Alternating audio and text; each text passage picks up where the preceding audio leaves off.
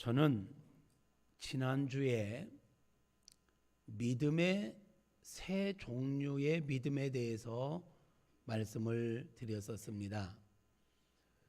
교회 나와 있는 우리 성도님들의 믿음을 쭉 정리해 보면 무엇을 믿는지, 왜 믿어야 하는지도 모른 채 그냥 교회에 나오는 것에 목적을 두고 때가 되면 교회에 와서 예배를 드리고 이런저런 봉사를 하는 맹목적인 신앙을 가진 성도들이 있다 말씀을 드렸어요. 가족들에 의해서 억지로 교회에 나와 있는 분들을 비롯해서 왜 믿는지, 믿음의 결과가 무엇인지도 모른 채 그냥 교회에 왔다 가는 것으로 위안 삼는 맹목적인 믿음은 안 됩니다. 오늘 여러분들 가운데 억지가 됐든 자의가 됐든 이 자리에 와 있다는 것 자체가 하나님께서 저와 여러분을 사랑하신다라는 증거입니다. 아버지께서 우리를 이끌지 아니하시면 하나님께로 올 자가 없다 했거든요. 분명 그것은 우리 인생 가운데 하나님의 은혜가 시작됐고 하나님의 개입이 우리 인생 가운데 시작됐다라는 사실이에요. 그 은혜를 헛되이 받지 말고 맹목적인 믿음이 아니라 내가 왜 믿는지, 믿음의 결과가 무엇인지를 분명하게 알고 믿는 은혜가 있기를 축복합니다. 그런가 하면 우리들 가운데에는 현세적인 믿음에 머물러 있는 신앙인들도 있어요. 현세적인 믿음이라 함은 영적인 일에는 관심이 없어요. 이 땅의 것에만 관심이 있어요. 하나님을 믿는 이유도, 기도를 하는 이유도 죽음 이후에 영원한 천국과 지옥 그건 모르겠고 그건 뭐 죽어봐야 알지 이러면서 이 땅에 사는 동안에 어떻게 하면 편하게 살까? 어떻게 하면 잘 살까?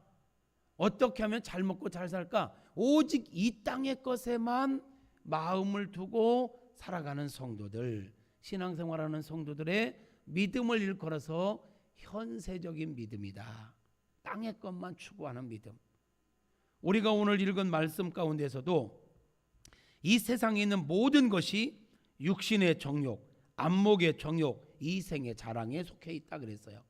육신의 정욕,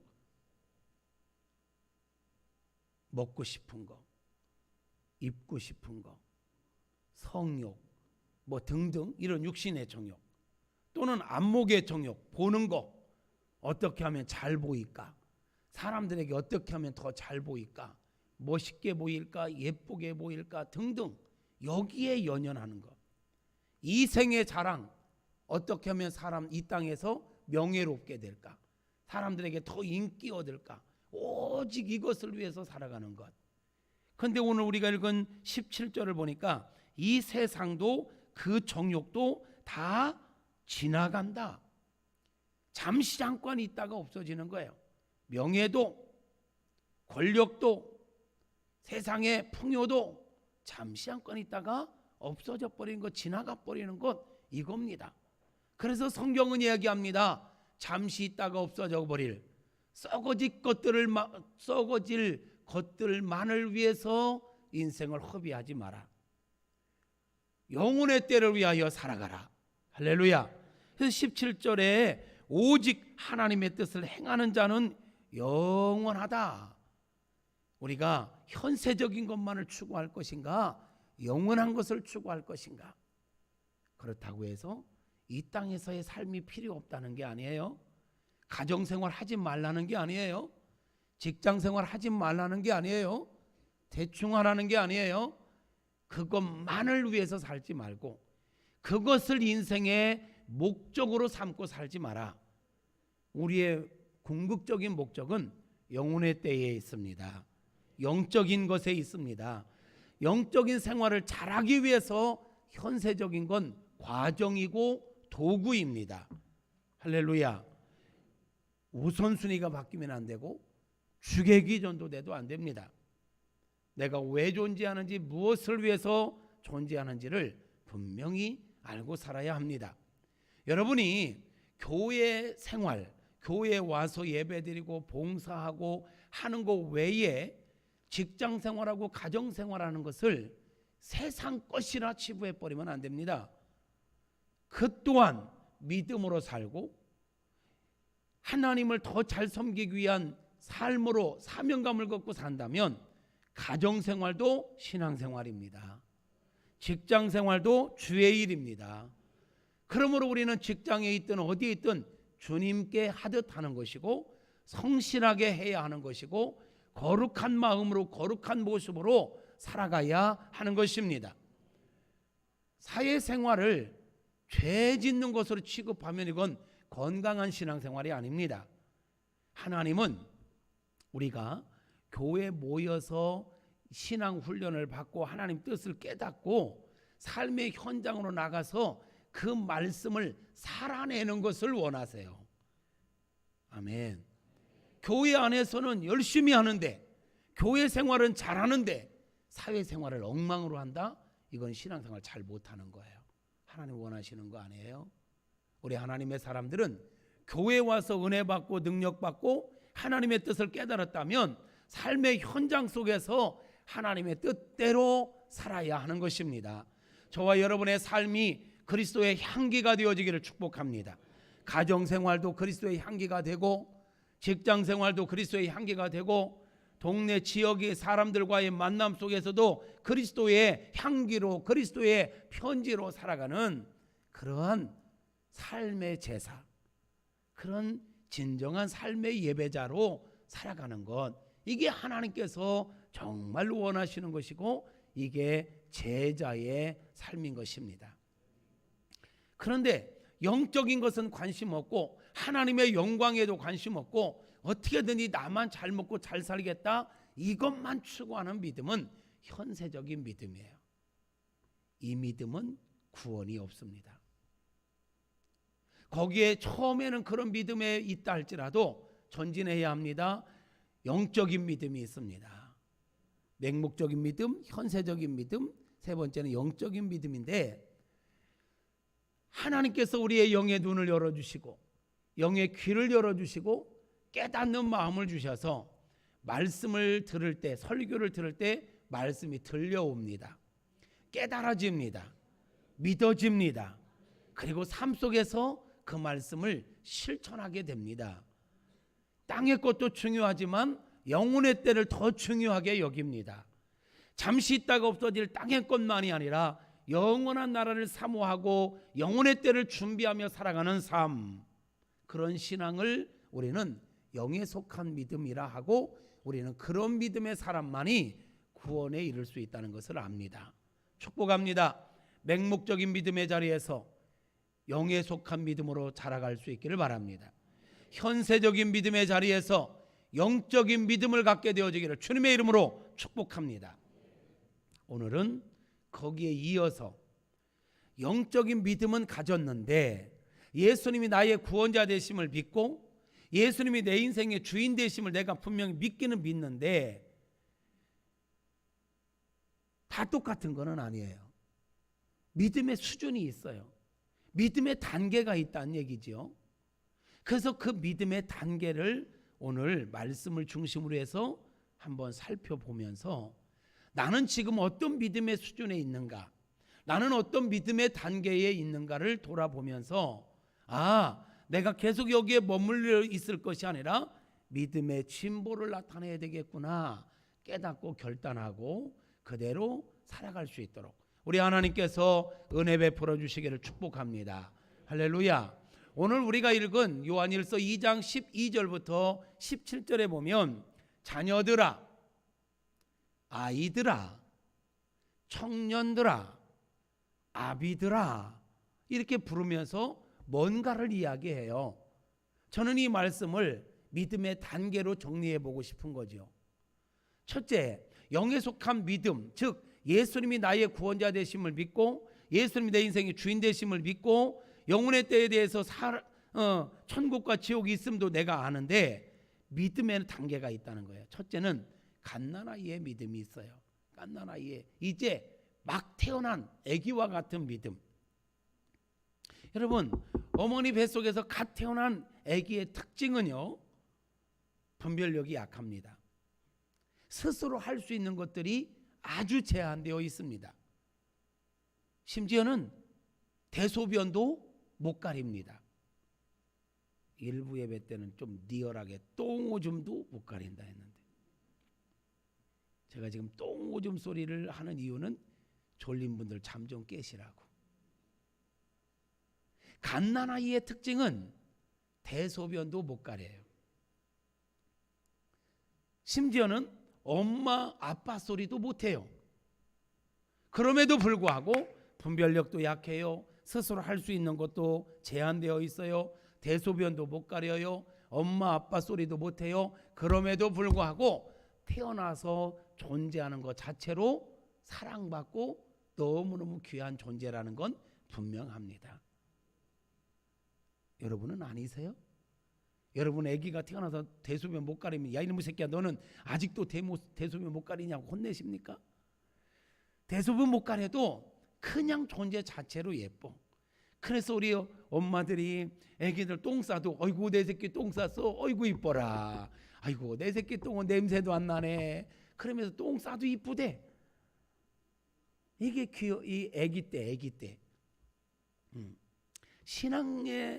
신앙생활에도 믿음에도 갓난아이의 믿음의 단계가 있어요. 이제 막 예수님을 믿고 교회 생활 막 시작하는 분들, 예수님을 이제 막 믿기 시작한 분들은 사실 영적 분별력이 약해요. 무엇을 해야 될지 안 할지 몰라요.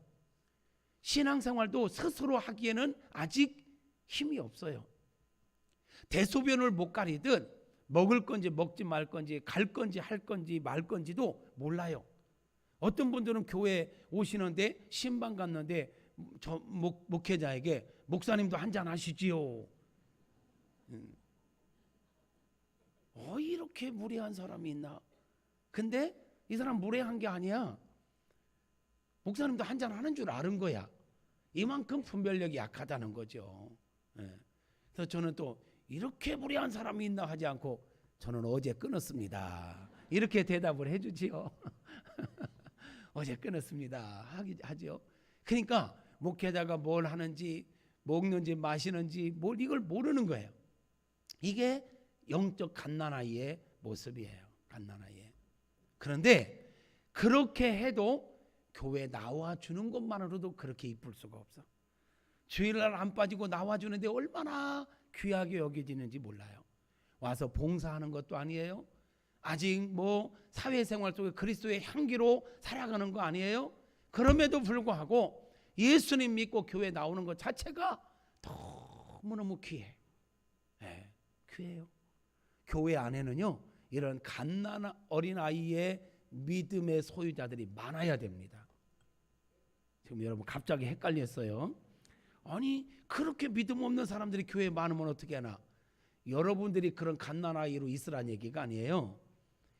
매주마다 예수님을 믿기로 작정한 분들이 계속 와야 된다는 얘기죠.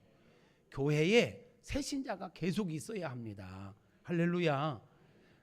좋은 가정, 건강한 가정은 아기의 울음소리가 끊이지 않는 가정, 사람의 말소리가 끊이지 않는 가정, 어르신들의 웃음소리와 잔소리가 있는 가정이 건강한 가정입니다. 할렐루야. 우리 교회 안에 예수 믿기로 작정하고 이제 막 처음 신앙생활하는 분들이 많아지기를 소망합니다. 우리가 아멘 한다고 되는 것은 아니에요. 여러분이 기도도 하고 전도도 하셔야 돼. 왜 갑자기 아멘이 쪼거들어? 전도하셔야 합니다. 할렐루야. 갓난 아이의 믿음의 소유자들이 우리 교회 안에 매주마다 생겨날 수 있기를 바랍니다. 그런데 그 갓난 아이의 믿음의 수준에서 머물러 있으면 안 돼요. 그죠? 시간이 1년이 지나고 2년이 지나고 3년이 지났는데도 또 대소변을 못 가린다? 이럴 때 막 5살, 10살 됐는데 아이가 대소변을 못 가리는데 그 아이를 보고 아이고 내 새끼 똥 쌌어, 아이고 이뻐라 이러는 부모님은 없어요. 아이고 두야 이런단 말이에요. 때가 되면 성장해야 되는 거예요. 분별을 해야 되는 거예요. 여러분, 갓난 어린아이의 믿음의 자리에 머물러 있지 말고 이제 교회 오셨으니까 시간이 지날수록에 여러분의 믿음이 성숙해져 가기를 축복합니다. 두 번째, 오늘 성경에서 이야기하는 믿음의 단계는 어린아이의 믿음, 완전 갓난아이의 믿음이 아니라 조금 이제 자라서 어린아이의 믿음이 있다라고 성경은 말하고 있어요. 갓난아이의 믿음은 12절에 보니까 자녀들아 내가 너희에게 쓰는 것은 너희 죄가 그의 이름으로 말미암아 사함을 받았음이요 이랬어요. 무슨 얘기예요? 예수님을 믿고 죄 용서함 받아 하나님의 자녀가 된 상태, 갓난아이의 믿음이에요. 그런데 어린아이의 믿음은 어떤 믿음이냐? 14절을 보면 아이들아 그랬어요. 아이들아 내가 너희에게서 쓴 것은 너희가 아버지를 알았음이요 그랬어요. 갓난아이의 믿음의 수준을 벗어나 어린아이의 믿음에 가면 어떤 특징을 갖게 되냐면, 보세요 여러분, 완전 갓난아이에서 조금 자라면요 아이들의 특징이 뭐가 되냐면 엄마 아빠를 분별하게 돼요. 그죠? 엄마 아빠를 분별하게 돼. 이게 어린아이예요. 예. 어린아이의 특징은요 부모님을 알아갑니다. 그리고 부모님을 찾되 대체적으로 자기 필요에 의해서 찾아요. 엄마, 아빠 부를 때는 뭔가 필요한 게 있다는 사인이죠. 뭐 아기가 엄마를 위해서 막 걱정하고 그럼 징그러워. 아기가 이제 막 유치원 들어갈 아이가 나라와 민족이 어떻게 될까 막 이런 거 생각할 수도 있지만 이러면 조금 수준에 안 맞는 거예요. 아기 때는 엄마 아빠 알 정도, 그리고 엄마 아빠를 찾을 때는 다른 것보다도 자기 필요해서 아프면 아프다고, 뭐가 먹고 싶으면 먹고 싶다고, 뭐 사달라고. 이때가 어린아이. 영적으로도 마찬가지예요. 어린아이의 믿음의 수준은요 하나님이 어떤 분인지를 알아. 하나님은 창조자시구나, 나는 하나님이 만든 존재로구나, 이제 하나님의 영광을 위해서 살아야 되는구나, 하나님께 기도하면 응답받을 수 있구나, 그럼 기도해야지 하면서 기도는 하는데 대체적으로 자기를 위해서, 자기 가족을 위해서, 아주 기도 내용 자체가 이기적이죠. 자기중심적입니다. 그렇다고 해서 뭐라고 할 필요는 없어요. 어린아이의 수준에는 그건 당연한 거예요. 이제 막 교회 나오자마자 막 나라와 민족을 위해서 기도하고 목회자를 위해서 기도하고 교회를 위해서 막 금식하고 하는 분들도 있어요. 그런데 많지는 않아요. 대부분 신앙생활 처음 시작하고 이제 조금 몇 년 지나면요 자기중심적 신앙생활이에요. 어린 아이의 믿음의 특징은요 하나님을 알아갑니다. 아버지라고 부릅니다. 자기중심적으로 신앙을 체험하고 기도하는 신앙의 단계입니다. 그러나 하나님을 알고 하나님을 믿고 기도 생활도 하지만 어린아이들은 대체적으로 보면 이기적입니다. 자기밖에 몰라요. 자기만을 위해서 위해 주기를 원해요. 자기만을 바라봐 주기를 원해요. 자기만 사랑해 주기를 원해요. 상대의 아픔, 상대의 어려움, 환경 배려하지 않아요. 나만 알아달라는 거야. 그런데 아세요? 어린아이의 믿음의 수준에 있는 사람들도 그래요. 하나님보다는 사람을 더 많이 의식해요. 하나님께 인정받는데 관심을 두기보다는 사람들에게 인정받기를 원해요. 내가 뭔가 헌신했는데, 내가 뭔가 봉사했는데 사람들이 알아주지 않으면 삐져요. 시험 들어요. 너무 많이 흔들린단 말이죠. 이게 어린아이의 특징이고 이 어린아이 신앙의 특징이기도 해요. 그럴 수 있어요. 그러나 이 또한 여러분이 믿음의 연조가 이제 3년이 지나고 5년이 지나는데도 불구하고 어린아이의 특징을 그대로 갖고 있다면 이 또한 옳지 않아요. 몇 년이 지났어요. 집사 직분도 받았어요. 그런데도 나밖에 모른다? 기도하면 나 중심의 기도만 한다? 나만 알아달라고 한다? 나만 사랑해달라고 한다? 나만 위해달라고 한다? 내 뜻대로 안 되면 삐진다? 이거는 어린아이 신앙이라니까요. 벌써 집사가 됐다면 그런 수준은 벗어나야 되는 거죠. 이제는 헤아려야 돼요. 하나님의 뜻이 무엇인지, 교회의 비전이 무엇인지, 이 상황 속에 내가 어떻게 처신해야 할지, 이런 걸 분별하면서 신앙생활하는 단계로 나아가야 될 줄로 믿습니다. 그렇게 나아갈 수 있기를 주님의 이름으로 축복합니다. 세 번째 믿음의 단계는 청년의 믿음의 단계, 청년 믿음의 단계가 있어요. 청년들을 보면 말이에요. 청년들을 보면 제법 의젓해요. 사리 분별도 해요. 나름대로 자기 앞가림도 해요. 때로는 청년들이 부모님에게 힘이 되기도 하지요. 의협심이 강합니다. 반면 배려심이 좀 약해요. 청년 때는 충동적이기도 해요. 다 그런 거는 아니에요. 대체적으로 그렇다는 얘기예요. 충동적이에요. 또는 교만해요.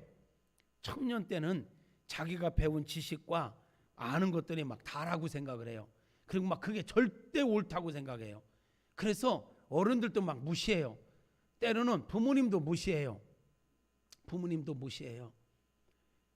그런 말이 있잖아요. 아기 때 아이들이 부모님을 바라볼 때, 와, 우리 아빠는 슈퍼맨이에요. 슈퍼맨. 막 어릴 때 아빠를 보면 뭐든지 다 해. 막 힘도 세고 뭐 물어보면 아는 거 막 많고 막 이래. 그런데 애들이 좀 커가지고 고등학교 들어가고 대학교 정도 들어갔을 때 아빠를 보면 힘도 없어 보이고 뭘 물어봐도 잘 모르고, 그래서 우스워지기 시작하는 거야. 응? 이게 청년 때 이게. 근데 이 아이들이 좀 더 커서 결혼을 하고 가정을 꾸리고, 결혼한 거나 가정 꾸린 거나 아기를 낳아서 키워보고 뭐 이러면 세상이 만만치 않다는 걸 알아요. 자녀를 키우는 게 만만치 않다는 걸 알아요.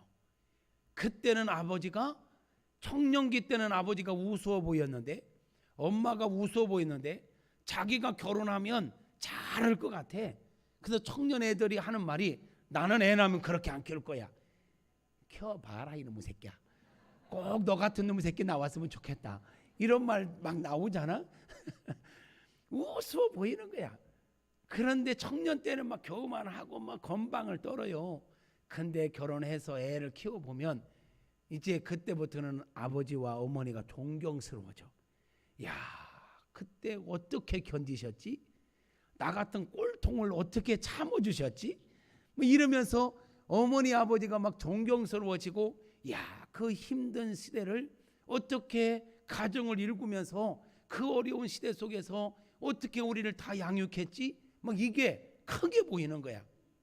이때쯤 되면 우리는 철들었다 이래.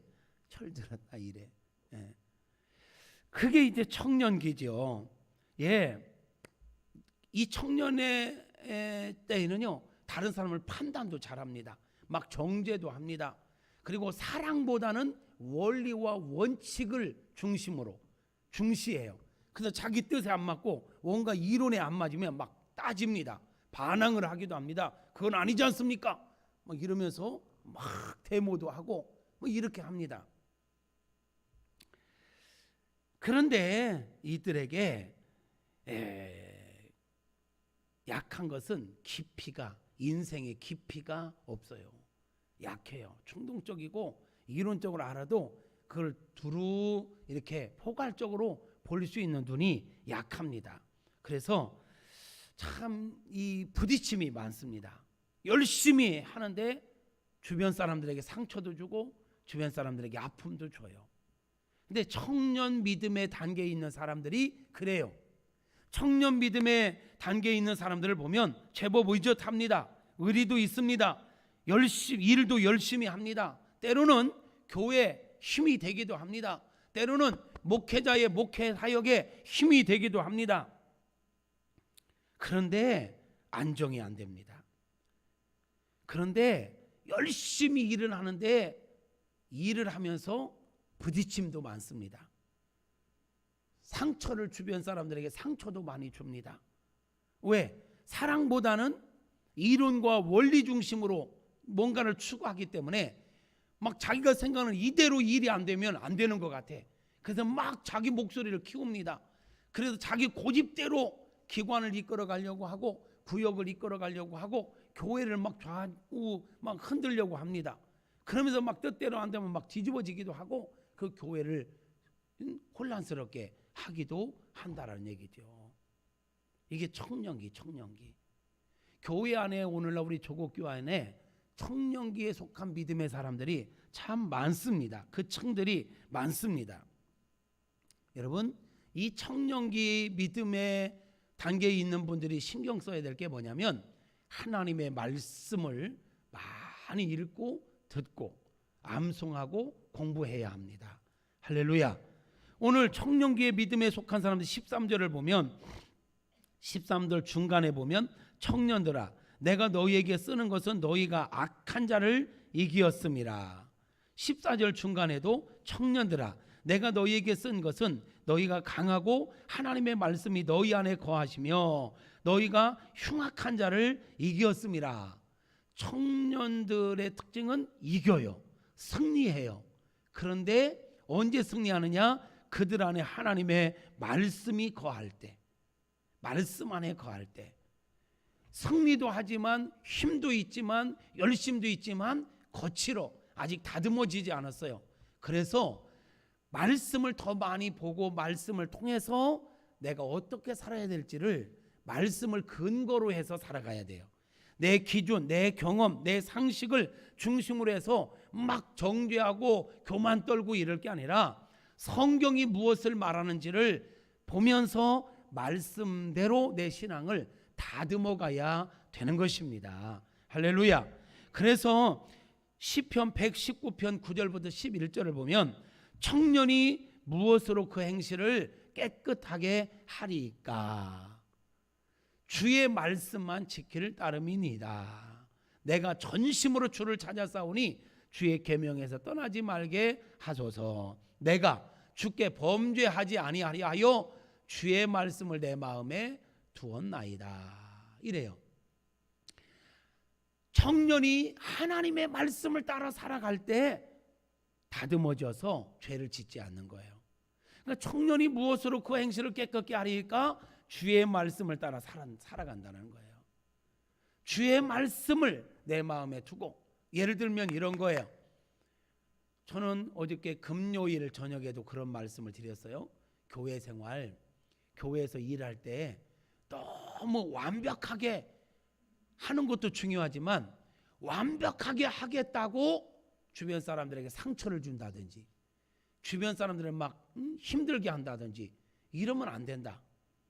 차라리 조금 덜 완벽하게 하더라도 화목한 가운데서 해라. 아무리 충청도라도 박자를 좀 맞추시옵소서. 싸우면서 교회를 완벽하게 하는 것보다 주변 사람들에게 상처를 주면서 교회를 잘하는 것보다 하나님은 은혜 안에서 교회가 운영되어지기를 원해요. 평안하여 든든히 서가기를 원해요. 아니 교회 일 조금 못하면 어때요? 문제될 거 없어요. 여러분, 구원의 진리, 절대 진리 외에는 덕을 세우는 것을 선택하셔야 합니다. 아멘입니까? 타협하지 말아야 될 건 절대 진리, 구원에 관한 복음입니다. 이거 말고는요, 덕을 세우는 거. 조금 실수하면 어때? 또 예를 들을게. 김치 담는데 꼭 젓갈 넣어야 되는 건 아니잖아. 젓갈 안 넣고도 김치 담아줘요. 짭짤하게 해야만 되는 거 아니잖아. 싱거우면 어때? 싱거우면 많이 먹으면 돼요. 짜면 조금씩 먹으면 되고. 국 끓이는 것도 마찬가지예요. 김치를 자기 뜻대로 잘 담겠다고 주변에 일하는 사람들 상처 주는 것보다 맛없게 담어 차라리. 일주일에 한 번 먹는 밥 뭐 까짓거 반찬이 많지 않아서 그래도 맛있더라고 나는.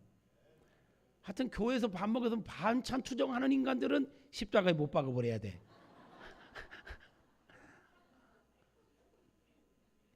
뭐 일주일에 한 번 교회에서 이것저것 하는데 뭐 이러쿵저러쿵 따지는 그 사람 집에 가면 더 지저분해.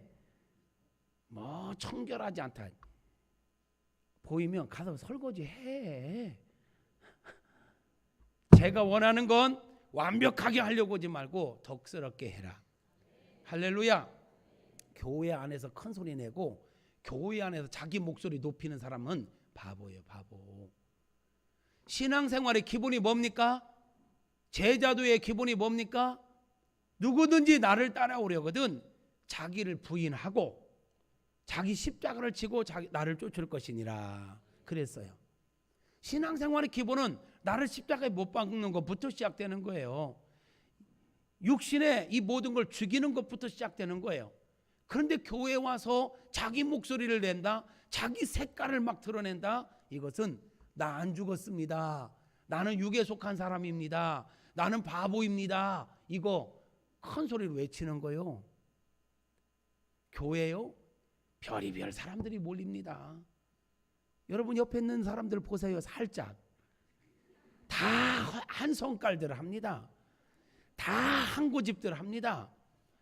여러분들 여러분 성깔대로 여러분 성질대로 다 드러내면 교회가 교회 되겠습니까?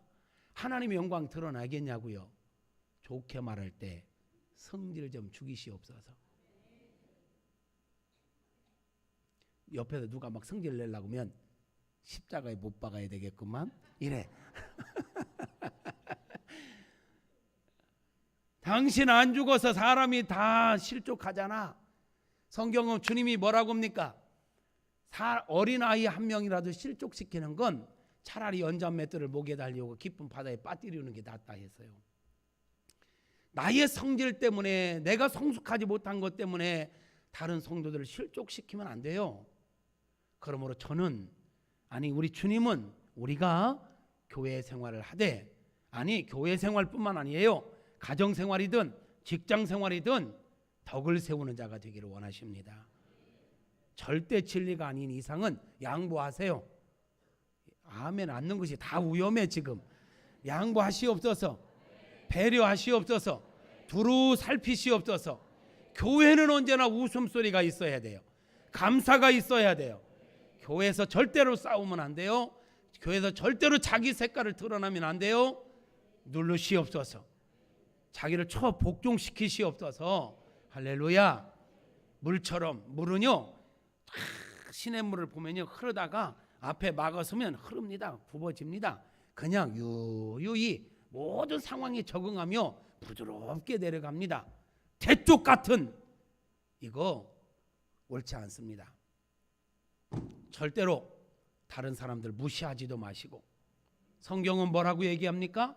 나보다 남을 낮게 여기라 그랬어요. 낮게 여기라는 게 아니에요. 낮게 여기라, 귀하게 여기라. 할렐루야.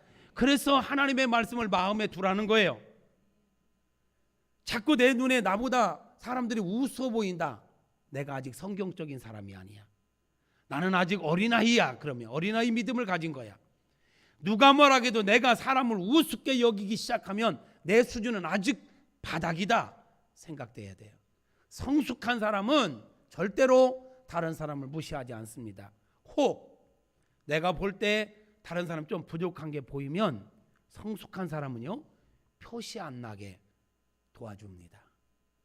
앞장선 사람 무안하지 않게 도와줍니다. 아멘 하시옵소서. 표시 안 나게 도와줘서 그 사람이 리더십을 발휘할 수 있도록 도와주는 사람, 이게 성숙한 사람입니다. 그 사람 제끼고 꼭 내가 올라서야 된다, 이거 아직 수준이 낮은 사람입니다. 내 눈에 보이는 어떤 부분들을 이름 없이 빚도 없이 헌신할 줄 아는 사람, 이게 성숙한 거예요. 가정에서도 마찬가지예요. 직장에서도 마찬가지예요. 여러분, 우리가 어떤 사람이 되어야 하겠는가? 어떤 믿음의 사람이 되어야 하겠는가? 청년의 믿음 좋습니다. 열심입니다. 헌신도 합니다. 의분에 차 있기도 합니다. 때로는 힘이 됩니다. 그런데 거칠어요. 많은 사람이 상처도 주고 문제도 일으켜요. 저는 여러분의 신앙이 청년의 믿음에 머물러 있지 말고 더 나아갈 수 있기를 축복합니다. 그러면 마지막 우리가 나아가야 될 믿음의 단계가 어떤 단계입니까? 아비의 믿음입니다.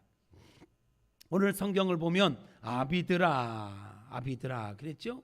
13절에 아비들아 내가 너희에게 쓰는 것은 너희가 태초부터 계신 이를 알았음이요 그랬어요. 14절 중간에도 아비들아 내가 너희에게 쓴 것은 너희가 태초부터 계신 이를 알았음이요. 자, 어린아이 때도 너희가 아버지를 알았음이요 그랬어요. 그런데 아비들아 하면서도 너희가 아버지를 알았음이요. 그런데 태초부터 계신 이를 알았음이요. 틀려요.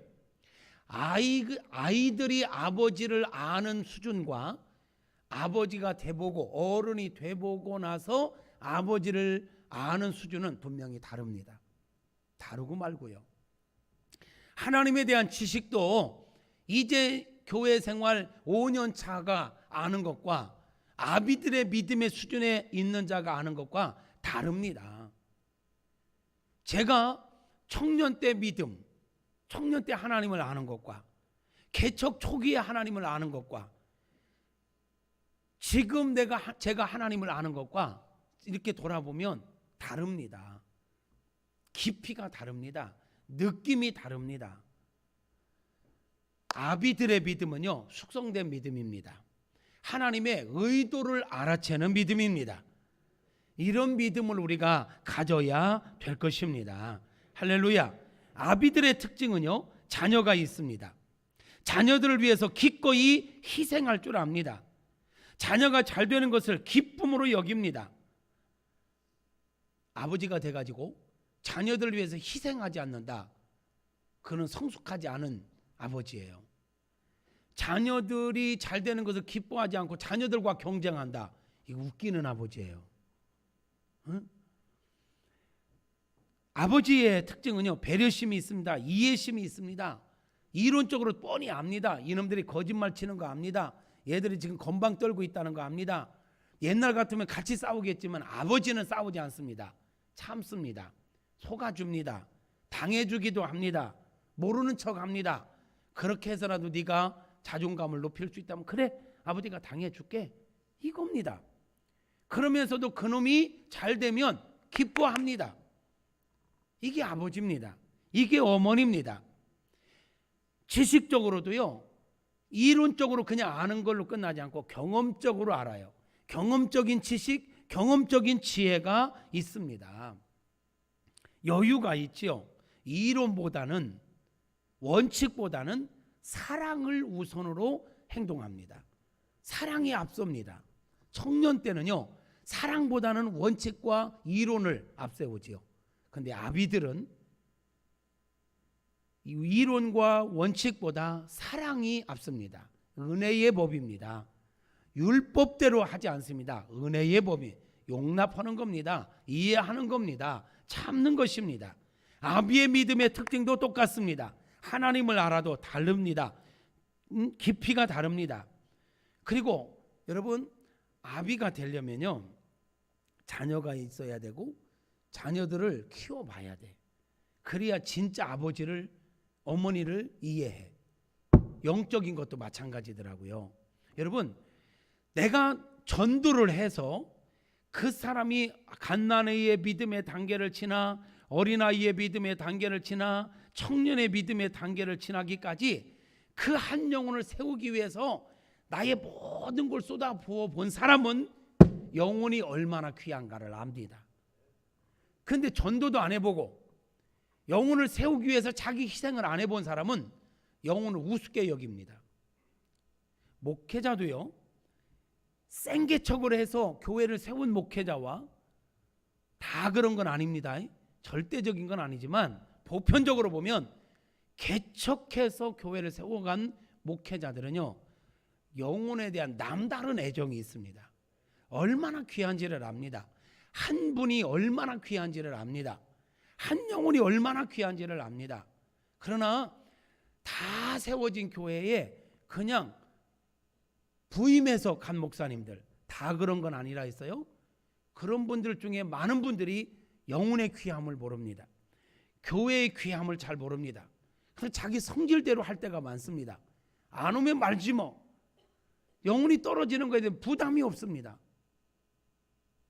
그런데 우리같이 생개척을 했던 사람들은 한 명, 두 명 떨어져 나가는 게 내 살점 떨어져 나가는 것처럼 아픕니다. 영혼 대하는 게 달라요. 아비는 그냥 되는 게 아닙니다. 아비의 믿음은 그냥 갖는 게 아닙니다. 전도를 해보고 영혼을 세워보고 영혼이 막 그 건방 떠는 사람들도 끝까지 품고 놓지 않고 세워가기 위해서 이 헌신을 해본 사람들, 이들이 아비의 믿음을 갖습니다. 저는 우리가요, 나이가 들었고 나이가 들었다고 다 아비가 되는 게 아니더라고요. 신앙의 연조가 있다고 다 아비 믿음 가진 게 아니더라고요. 중직을 받았다고 해서 아비가 되는 게 아니더라고요. 이제 교회 생활 몇 년 안 돼서도 아비의 심정을 가진 분들이 있습니다. 저는 우리 모두가 갓난아이에서 어린아이로, 어린아이에서 청년으로, 청년에서 아비의 믿음으로 성장해 가기를 주님의 이름으로 축복합니다. 아비의 심장을 가지고, 아비의 믿음을 가지고, 아비의 믿음을 가지면 여유가 있습니다. 첫째, 자기가 쫓기지 않습니다. 자기 신앙이 안정됩니다. 자기 신앙이 하나님과의 관계 속에서 기쁨이 있습니다. 그리고 주변 사람들에게 선한 영향력을 끼칩니다. 주변 사람들을 편안하게 합니다. 부딪히지 않습니다. 상처 주지 않습니다. 끌어안습니다. 오히려 상처받은 사람들을 세워줍니다. 할렐루야. 그런 아비의 믿음을 사모하시기를 주님의 이름으로 축복합니다. 교회를 세워가기 위해서, 영혼을 세워가기 위해서 기꺼이 희생도 할 줄 압니다. 믿음의 후배들을 세우기 위해서 기꺼이 자기는 물러날 줄도 압니다. 여러분, 같이 일을 하고 나서 꼭 자기 이름을 내야 된다, 이거는 아직 아비가 아니에요. 같이 일하고 나서 믿음의 후배를 세워주고 자기는 빠져주는 사람, 이게 아비의 믿음이에요.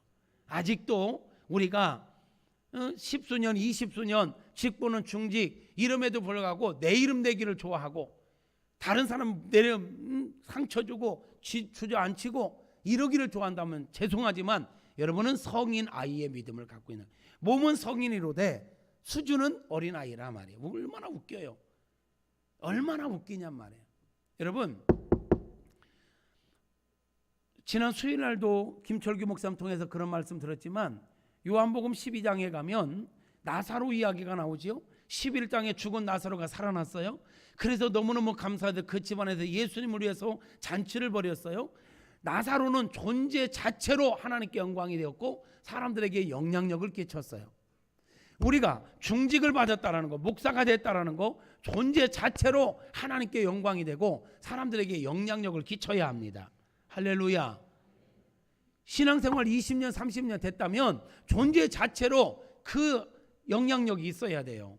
그런데 아비의 믿음을 소유하지 않잖아요. 그러면 존재 자체로 영광과 존귀함이 아니라 존재 자체로 악취를 풍길 가능성이 많습니다. 초신자가 못하는 건 그러려니 해요. 그런데 신앙생활 오래 했고 중직자가 되었음에도 불구하고 마땅히 해야 할 도리를 하지 않으면요, 이게 역으로 악취가 될 수도 있다는 거예요. 그래서 노릇한다는 게 쉽지 않은 겁니다. 어른 노릇한다는 게 쉽지 않은 거야. 그렇지만 됐다면 어떻게 합니까? 해야 하는 것입니다. 할렐루야. 여러분이요, 그래서 세상 사람들도 나이값 좀 해라, 노릇 좀 해라 하는 말이 있는 거예요. 우리가 신앙의 연수 무시하면 안 됩니다. 그러나 그에 합당하게 나아갈 수 있어야 할 것입니다. 고린도전서 4장 15절에 보면 이런 말씀이 있네요. 그리스도 안에서 1만 스승이 있으되 아비는 많지 아니하니. 교회 안에도요, 스승이 되려고 하는 사람은 많습니다. 남을 막 가르치려고 하는 사람은 많습니다. 그런데 아비의 심장을 가지고 본을 보이고 존재 자체로 영향력을 끼치는 사람들은 적습니다. 저는 저와 여러분 모두가 일만 스승이 되려고 하기보다 아버지의 심장을 가진, 아비의 믿음을 가진 아비들이 되기를 소망합니다.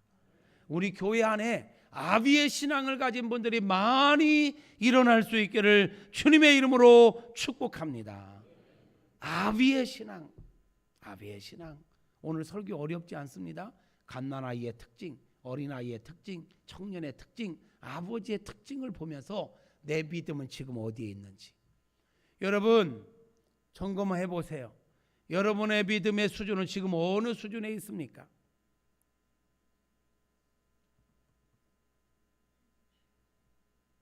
예수님은 어릴 때 자라는 모습을 잠깐 언급한 성경이 있는데 시간이 지나면서 나이에 맞게 키가 자라고 지혜가 자라고 하나님의 은혜가 충만했더라 그랬어요.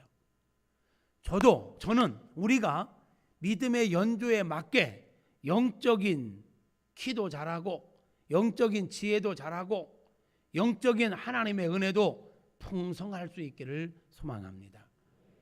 그런 은혜로 나아갈 수 있기를 축복합니다. 사랑하는 성도 여러분, 지금 여러분의 그 믿음의 수준, 지금 있는 믿음의 그 단계 그대로 하나님 앞에 서도 괜찮겠습니까? 지금 여러분의 믿음 수준 그대로를 가지고 하나님 앞에 서서 결산해도 괜찮겠느냐고 묻고 있습니다. 어떻게 하시겠습니까? 어디를 향하여 나아가야 할까요? 분명합니다. 우리의 목표점은 아비의 믿음입니다. 그리스도의 장성한 분량에 이르기까지 자라가야 합니다. 믿음의 진보가 있기를 주님의 이름으로 축복합니다. 우리 찬송가 455장을 찬양하면서 내가 주님을 본받아 아비의 믿음의 소유자로 하나님께 영광되고 사람들에게 행복을 주는 성도가 되게 하옵소서. 기도하는 시간을 잠깐 갖겠습니다.